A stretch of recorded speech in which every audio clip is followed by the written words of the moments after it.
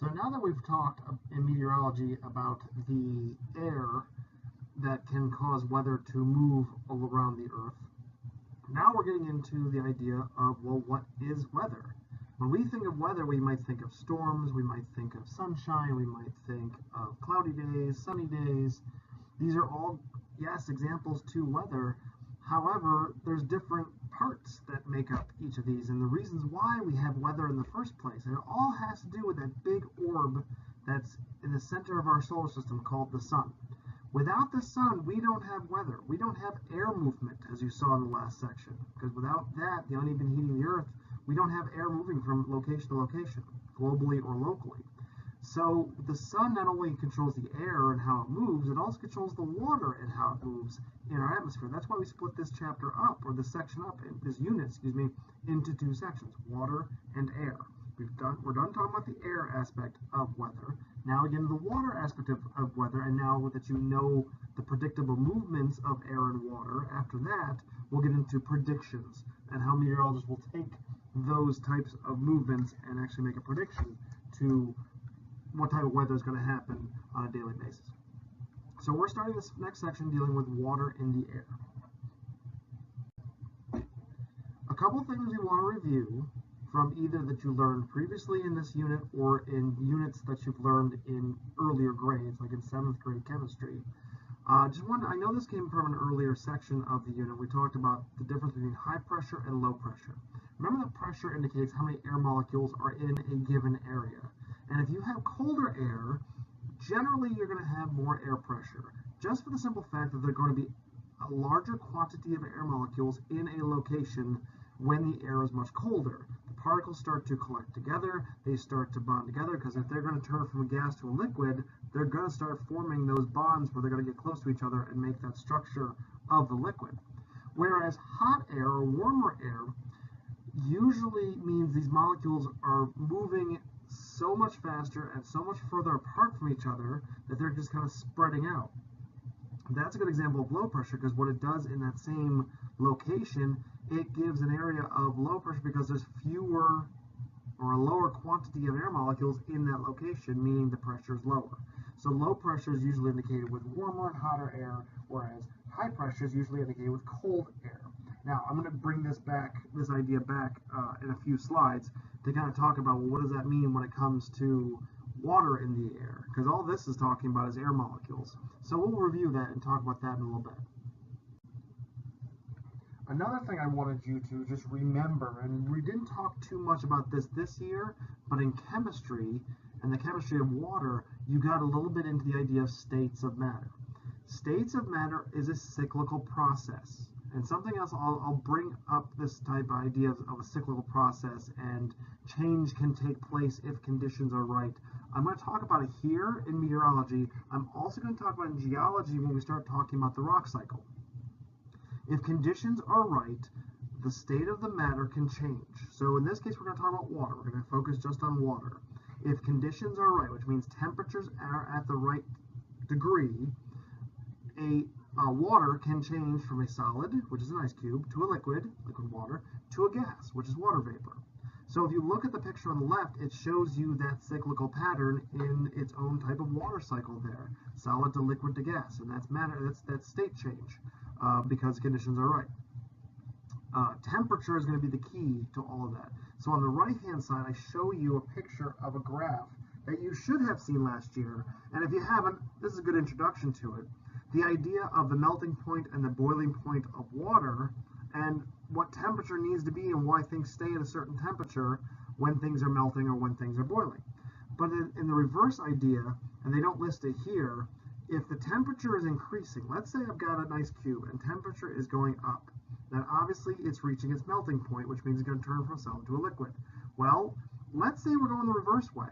Let's say I'm going from a liquid back to a solid, and as temperature decreases, the absence of heat, so as temperature decreases, what can happen is the liquid water is coming close to what's called its freezing point, which means turning from a liquid to a solid. The melting point and the freezing point are the exact same temperature, and for us in meteorology, it's important to know that temperature. The temperature is 32 degrees Fahrenheit or 0 degrees Celsius. Now, we've had in this area a lot of snow and ice and different types of precipitation in the past few weeks. And the reason is because the temperature has been around that freezing point, that 32 degrees Celsius. So when precipitation falls lower than 32 or around 32, it can turn to sleet, it can become sleet, or it can become snow, the solid form of liquid water. However, if it's above, like 33, 34, 35, and sometimes even higher, when it goes 40, 50, 60, 70, 80, obviously the water is going to stay in its liquid form and will fall down as rain. So this is tying us into types of precipitation, which are all part of the water cycle, which is all controlled by that big orb in the sky, the sun. So again, these are pieces of review from earlier years and earlier in this unit that I'm trying to connect with you as we move forward talking about water in the air. So now we're getting into the idea of the water cycle. The water cycle, just like change of state of liquid water, the water cycle itself is a cyclical process, which means it's an ongoing process. So anytime you get to a pattern or a cyclical process where it's just ongoing, you need to jump in at one location. So we're going to jump in at evaporation, and from there continue the discussion of how, if conditions are correct, a liquid water from the surface can turn into water vapor, a gas. From water vapor, turn back into liquid water, starts to condense in the sky as clouds. From there, if it's too heavy, too dense, gravity is going to bring that water, those water molecules downward. It could be rain, it could be snow, based on temperature, we just talked about. As the water is on the surface, what does it do when it goes from areas of high elevation to low elevation? Well, it's going to what we call runoff. And from runoff, from there, can be absorbed by plant leaves or plants, and then plant leaves can release water vapor back into the air. Or from the runoff, since waterways sit at a lower elevation than mountains or land, the water can run off from the land into the water. And the process can continue again, or it can start over again. Or from transpiration, it goes to condensation, precipitation, and then back to the plants. Or maybe it goes to runoff, and from runoff to evaporation. This is all a cyclical process. It's an ongoing process. It keeps going. So again, I'm going to jump in at one stage. And like I said, I'm going to jump in at evaporation. From evaporation, it goes to condensation. Okay, condensation goes to precipitation. From there, it depends on what we're talking about. It could be runoff, or it could be transpiration. It could be any of those. There's another couple terms that I don't put here talking about groundwater, when water seeps into the earth and fills up aquifers.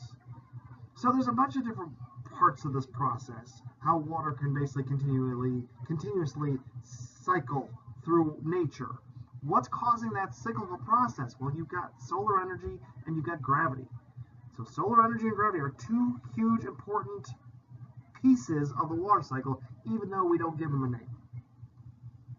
On the next slides will be your definitions for your glossary. So make sure for every state or every water cycle stage, you get yourself the definition for your glossary. So continuing from the last slide, I'm going to bring them up on the screen. I'll read them quickly, and if you need to stop the video to get all the writing down, by all means do so. Evaporation occurs when solar energy will basically heat the water enough that it not boils, but it turns from a liquid to a gas. So it goes past its boiling point. And what happens when it's a gas, it's water vapor. Water vapor is invisible in our atmosphere. And the water vapor is less dense than the liquid water, so it will rise up into our atmosphere and go higher and higher. Now, when it goes higher and higher, again, this is the whole convection current idea. When it goes higher and higher in our atmosphere, it gets cooler and cooler. So eventually it's going to get to a cooling point where it's going to come back and start to condense. And it's kind of the condensation point. So the next stage is condensation. That's when we get to see water vapor again. When it condenses, it's turning itself into clouds. And clouds are these million droplets of water that start to collect in the sky. Sorry, the bell threw me off. So condensation is the process of water turning itself from a water vapor or gas back to a liquid. Now, it is becoming denser, and the heavier a cloud gets, the lower in the sky it gets, because gravity is starting to take its hold on these clouds and pull these water droplets back down to the earth. When it finally does, or even if a cloud forms close to the ground, when it finally does, The stage is now considered precipitation. Rain, snow, sleet. I don't consider hail part of this just because that's not a basic, it's not an everyday water cycle. Hail only occurs during thunderstorms, severe thunderstorms, so in certain types of clouds. So I'm going to stick just to rain, snow, and sleet. What differs of snow and sleet from rain is going to be temperature. And again, we've had great examples of that this season, difference between when it's going to snow and when it's going to rain. It all depends on temperature, outside temperature. And remember, it gets colder the higher up, the closer the clouds you get. So up there, it might snow and then warm up enough to turn itself from snow to rain. That can happen before it hits the surface of the earth.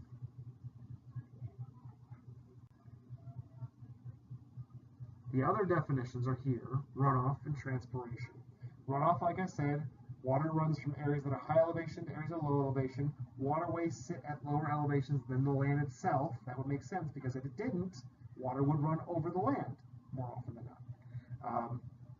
And then there's transpiration, when plant leaves will basically release water vapor through their leaves, and that water vapor becoming less dense rises in the atmosphere again, and then eventually condenses, comes down. So you see how the cyclical pattern is still going. It's just a pattern that's just an ongoing process.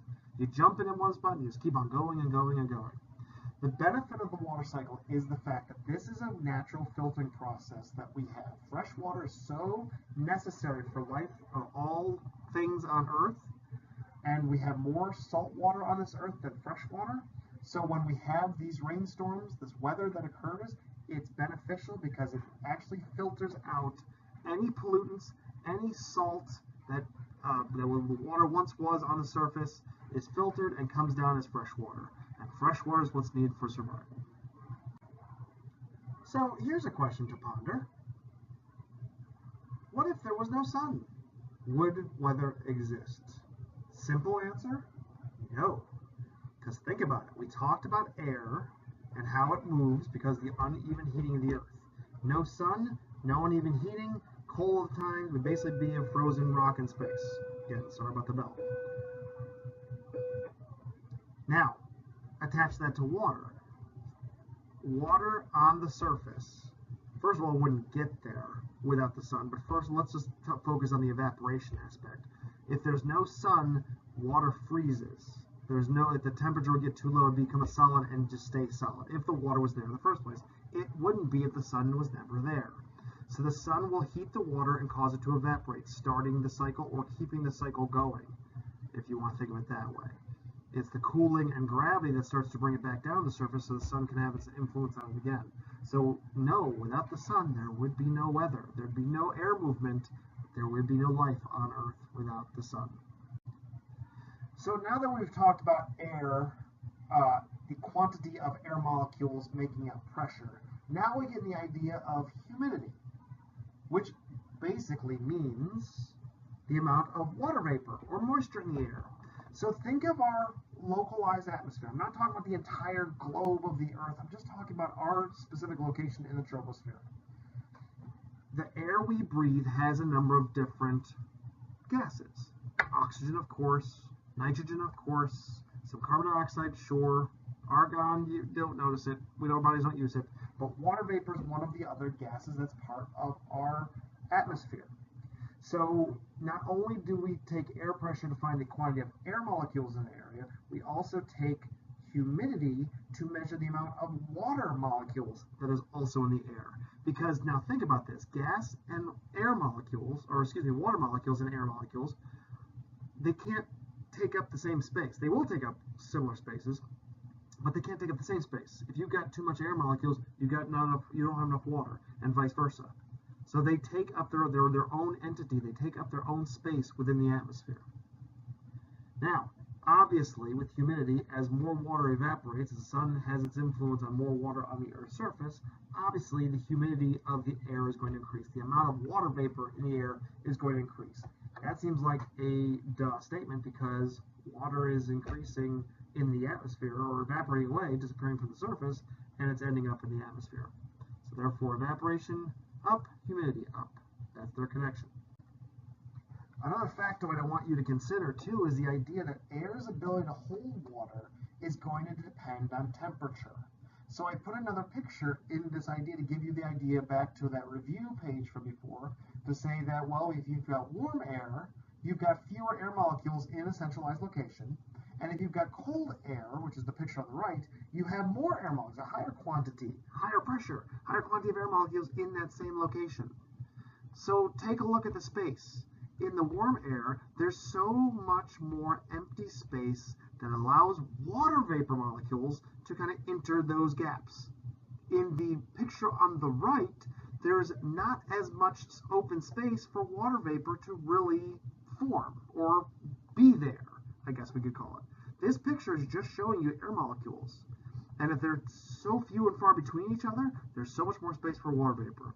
That's why a lot of times when you go to areas that are warmer and have warmer air, a lot of times the humidity is a lot higher too, just for the simple fact that the availability of water vapor in that air is there.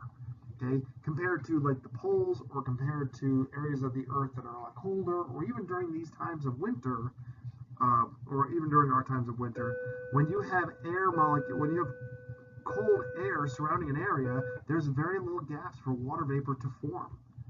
So humidity is going to vary depending on temperature. As meteorologists, we are going to study relative humidity, and not so much the humidity of an entire area, just of our localized area at the time. As we've been looking through our weather journals, or been doing our weather journals, something I want to keep in mind, keep you in your mind, is the idea that when we record humidity, we record it as a percentage.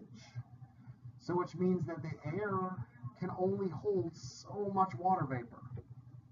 And if it's completely saturated, it means it's holding as much as it possibly can. So we'll get into that. So when you record humidity in your weather journal, why is the number percentage? Well, here's what relative humidity is. The amount of moisture in the air compared with the maximum amount of water the air can hold at a particular temperature, which means that every temperature, and the warmer you get, the more water vapor that the air can hold, okay, based on what we just talked about in the last slide. Each temperature degree on the thermometer is going to indicate how much water vapor the air in that area can hold. And it does depend on location, too. Higher elevation versus lower elevation. Okay? So the amount of moisture in the air compared with the maximum amount of water the air can hold at a particular temperature. So therefore, it kind of works out to an equation that looks a lot like this. Pretty much to find the relative humidity, you would take a measurement of the amount of moisture in the air, and then you divide that by the maximum amount that the air can hold at a particular temperature. Now, what that's going to do is give you a fraction number. Fraction meaning that the top number is going to be a lower number than the bottom number. So it's going to give you a decimal as its answer.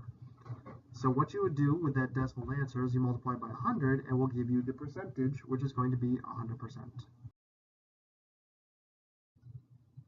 So let's do a relative humidity idea, for example. So suppose you're given a temperature that can hold 24 grams per cubic meter of water vapor, and the air right now currently holds 18 grams per cubic meter. So to do the equation on the right here, you can put the 18 grams per cubic meter on the top because that's what it currently holds, and the maximum it can hold at that temperature is 24. So it becomes a mathematic division problem. 18 divided by 24, which should give you a decimal, and then take that decimal and multiply it by 100, which should give you, so your answer would be 0.75 times 100 gives you 75% relative humidity. So that's how you find relative humidity, taking the numbers of what the maximum it can hold put on the bottom and what it currently is holding at the top. Now, there are other methods to do that, and that's using a sling psychrometer. So on this page, it kind of talks about what a sling psychrometer does. And I'm going to include a video for you to watch somebody else do a sling psychrometer. I was going to do it myself, but I did find a 2-minute video that would probably work better in this situation. A sling psychrometer is pretty much two thermometers. One is called the wet bulb thermometer, the other is called the dry bulb thermometer. The one thermometer has a cloth down here. Okay, that cloth, you put a few drops of water on it, and then what you would do is you would take the handle here, and you would sling the thermometers around the air. As the air is going over that cloth, it is drying the cloth. Well, when you dry or water is taken away from the cloth, it's dropping the temperature on that thermometer. So when you look at the two thermometers, they're going to be reading two different temperatures. You have a little slide rule in some of these things, or there's a chart that's in your weather booklet that I sent to you, which will basically tell you the dry bulb temperature and the wet bulb temperature, and you compare them, and that will actually give you the percentage of humidity. The greater the difference between the two temperatures, the more water vapor that was evaporated while you were swinging around the air. So therefore, the relative humidity is actually very low for that area.